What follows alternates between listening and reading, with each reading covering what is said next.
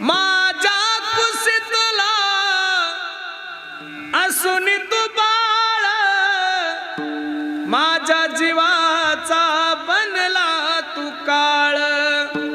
तुझे जीवन भर पुरविले लाळ, राहुनी अर्धपुटी सांज सकाळ। मी तुला पाहून प्राण सोडिले रे बाळ, तुने नाही पाणी पाजिले। जिवंतपणी कधी पुसले नाही, आता कशाला म्हणतोस आई।